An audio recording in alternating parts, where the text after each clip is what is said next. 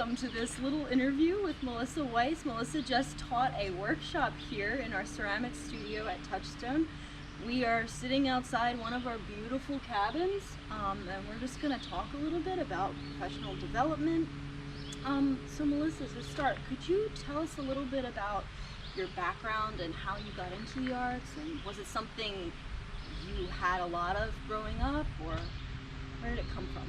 I don't really know what it came from because I didn't have any art exposure growing up. There's no one in my family that makes art, nobody that even likes art. There's like no handmade things in the house. And when I was 18, I went to City College in San Francisco and I took a photography class and I really liked it and did that for a couple of years and then transferred to an art school for photography. But that school, they wanted to make people really proficient in their area, so I got a BFA in photography, but we never did foundation classes. So I've never taken a painting class or a ceramics class or sculpture class. Very honed in. Yeah. And I think that was a bummer because after I left school, things went digital like really fast, and I kind of had a useless degree, and I had also lost interest because it was so less hands-on. And then I didn't do anything for a few years. And then I took a pottery class. After my daughter was born, I was almost 30, the first time I ever made anything, because I didn't have it in school or anything, so I'd never even made a pinch pot. And I just really liked it and kept taking like classes at the community place in the technical college in Asheville. So were you always interested in working with your hands? Is that kind of why you moved from photography to pottery? Was it because of the tactical side of it? I don't know. Like when I think about it, like I wasn't like, a lot of artists are like, oh yeah, I was like that kid that was like always making stuff. Like I liked art when I was a kid, like drawing and stuff, but nothing like obsessively. I think like I don't know. I really love making things with my hands now, and I guess like I've always been kind of creative and like trying to do things like that, but nothing like super. I wasn't like super driven like that. I think I actually was a little bit lost and just found something I liked to do. Yeah. So that segues very nicely into the next question, which was like, what made you make the decision to work professionally in the arts, and how did that evolution happen for you? I didn't really make that decision. It kind of just happened. So when I started taking ceramics classes, I had a full-time job waiting tables, and I had a baby. And I was just it was like definitely a hobby. And it was just a nice thing that wasn't work and wasn't being a mom. Yeah. And I kind of just thought that's how it would be.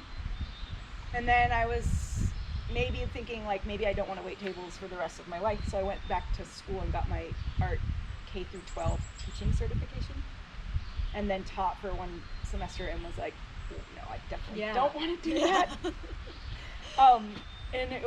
And so I went back to waiting tables and making pots, and then it just started happening really gradually. Like I was selling some pots, but it wasn't like a big part of my income at all. It was like extra. And then slowly I was selling more pots, and then I was working a little bit less, like less days in the restaurant, until it was like 50-50, and then it kind of like, it was getting to the point where I was like, maybe I'll try and see what happens. So quit my job and I applied for a bunch of shows and got in and quit my job and just did like all these shows this one summer with the idea of, if it didn't work out, I'd just get a job when I got back. But it just kind of worked and just kept happening. Like it still feels like, what? Yeah.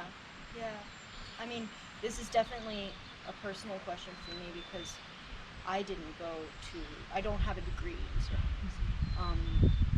And so I'm just very curious, like, because this is something I've thought a lot about in my own work. Was there a time when you felt like you had to prove yourself because of that, or a time when you started to feel like, wow, I'm doing this. I'm a professional. I'm legitimate. This is, I can be confident about my work. Do you remember any of that process? I don't ever remember feeling that because I think maybe because I had gone to art school. Yeah. And it did ruin a lot for me. Like I felt less excited about art coming out of there than going in. And I knew I didn't want to go to school for ceramics, like, at all. What made you make that decision? I just don't like school, for one, and also, like, I couldn't. Yeah. How would I go to school and like have your family? I was just like in such a place that like that wasn't gonna happen, and I also didn't want to learn that way. I was having so much fun just like figuring stuff out in the studio. That's why it was fun. I wasn't really attracted to like that kind of making, like very rigid, very academic. It just wasn't what I wanted to do. So I think I got lucky in the time right now, and when I started making pots like 15 years ago, things were shifting. I think there was less of an importance on you have to go to school to be legitimate. Even less now. Totally. Definitely. Way less now. Yeah. And like you see people all the time just like getting a kiln, making some pots. I think the internet has exposed us to a lot, especially this past year with virtual teachings. Yes. And then having the ability to be able to sell your own work without somebody accepting you. Because that is hard. It's like before, everything is like a judgment. It's like the gallery decides if you deserve to be in there, should be in there, good enough to be in there. A show decides if you can be in their show. And now, like, you don't have to wait for any of these people's permission. Yeah. And that's really, I think, very freeing. Yes.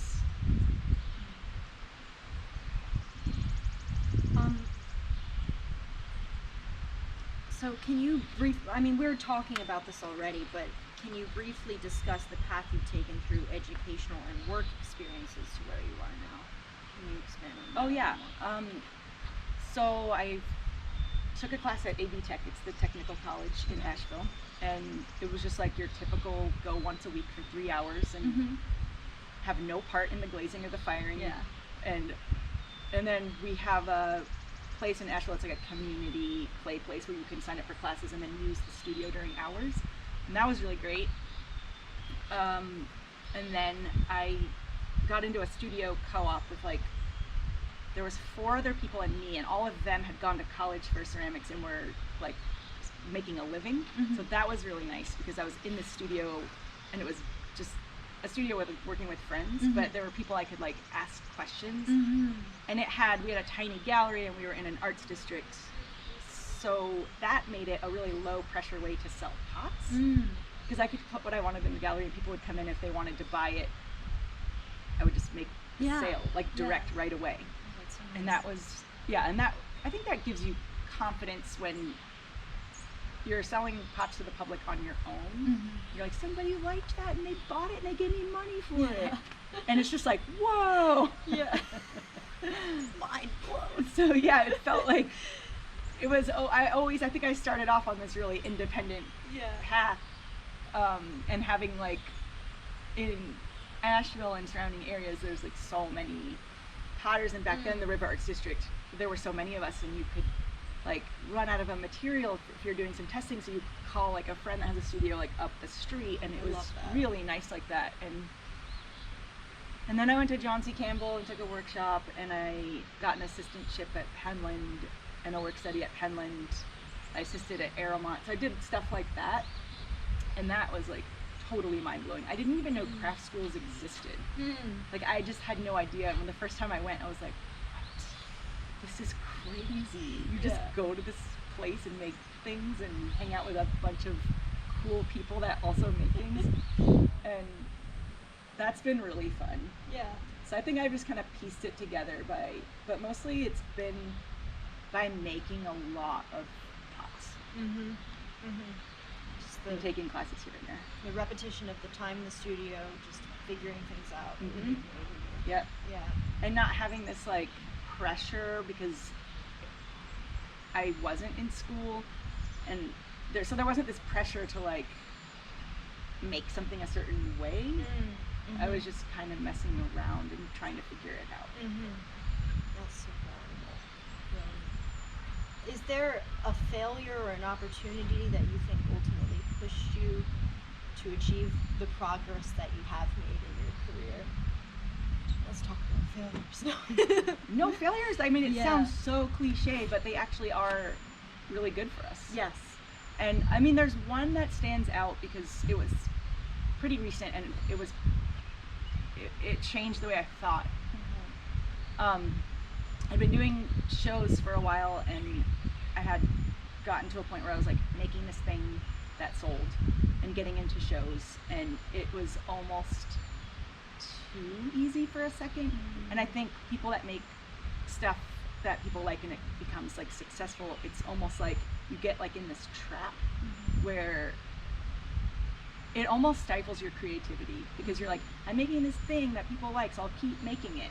And then you kind of stop expanding and experimenting, because you're like, what if they don't like this thing? And now I'm making a living at this, so I have to keep making the thing.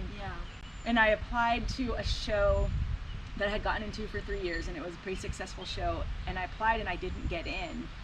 And there's two things good about that. Like, part of it was I had been used to getting into every show I applied for. So when I didn't get in, it was a shock. And that I don't think is a good place to be. To be in this place where you're like shocked when you don't get in. So it was like definitely ego, but also like, okay, this is good. I shouldn't be like surprised that I didn't get into this show. So I was glad about that. But then the other thing was, I just started being like, okay, I didn't get in with this work. And so it gave me permission almost to experiment, because I just didn't realize how bored I was. And so that summer, instead of like making a bunch of work for that show, I just experimented and tested, and that's how I came up with all the color. And so that totally shifted my work and made it feel, I just didn't really realize how bored I was until I started making new exciting things, and then I was like, oh yeah, that feeling. That's amazing. I love that. It's kind of like sometimes we need that shock to the system to just drag us out of a funk we didn't even know we were in. Totally. And I remember seeing some people at shows that were like in their 60s, and they just looked miserable. They'd be like putting their stuff out in their booth, and their stuff looked like, they looked like they'd been making the same thing for 30 years, and they had. Like, if you looked them up. And there was no creativity left. They didn't even like what they were doing anymore. And so it's like this constant fear of like, oh God. So I do feel a little bit like this feeling of like, oh, like almost like getting scared of making the same thing for too long.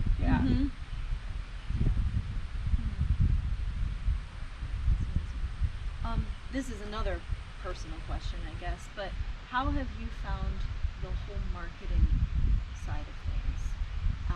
Was that something that you had to also learn through trial and error, or did it come naturally because of your photography background?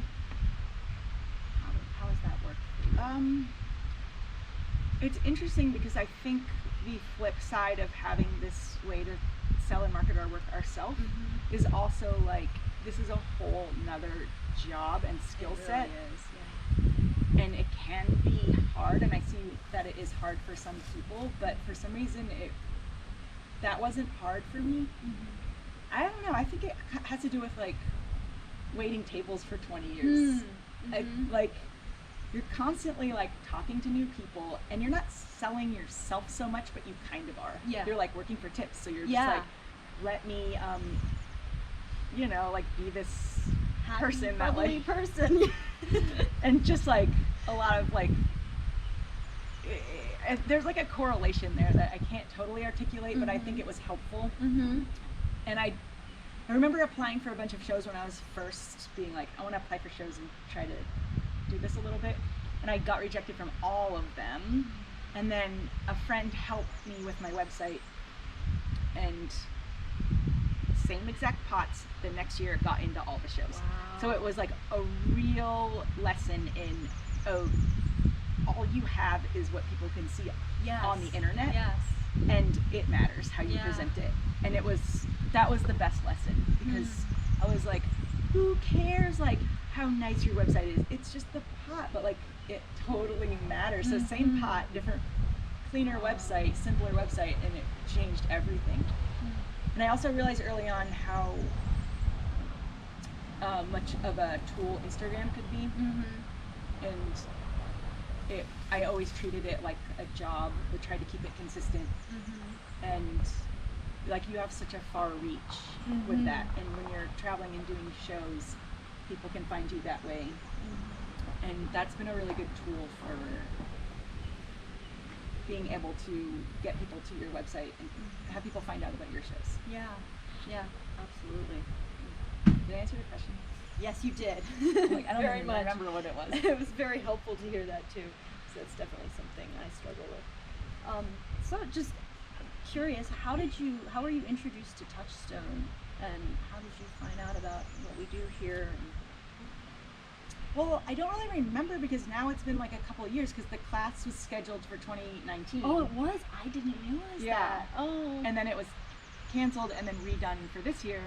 But I think I just got an email from Travis. I think he just emailed me and asked me if I was interested. I think that's what happened. Nice. I don't know how else, but I didn't know anything about it. Yeah. And but my experiences at other craft schools, I really wanted to do it, because I think it's such a exchange of ideas in these places, and you always get so much more than you think. Yes. So you would say that the craft school culture has helped shape your artistic endeavors in some way? Well, yeah, I mean, I think it's impossible to be around a bunch of artists, especially at these places where there's different mediums, and the way they're set up, where you're eating together, so it's so social. So I have met a lot of people that I'm still really close with from these things. Yeah. And yeah, I think it's impossible for it not to. It's really, I always think of the word electric. It's an electric environment. It's so energized and like alive. Yeah, that's funny. I always think of it as like manic. Yeah. Like I always feel That so works manic. too, Like 15 hours I just have passed. to do everything. And I'm like, I don't want to go to sleep. I want to stay in the studio all night long. Yeah. And then the next day you're like, wow, what was I thinking? But yeah, it's totally both of those things, manic and It's fun. electric. Yeah. Absolutely. Can we get one more question, like a wrap-up question? Yeah, well, actually, I was just gonna say, thank you so much for doing this. Thank you for being here and kicking off our workshop season. It was awesome. It was fun. Great to tech for your class and have it be the first one. You were like the perfect way to start the season. Oh. So thank you so much. Thank you. That's so nice. Yeah, everyone in the class was awesome. It was fun. It was so fun to see how quickly everyone bonded in just like 5 days. Really, really. Yeah. And I think that's a lot down to you. So thank you so much for that. Well, thanks. I loved it. It was a fun week. And I got a tattoo. Yeah, show that to the camera. Yeah. Well, thank you so much. Thank Melissa. you.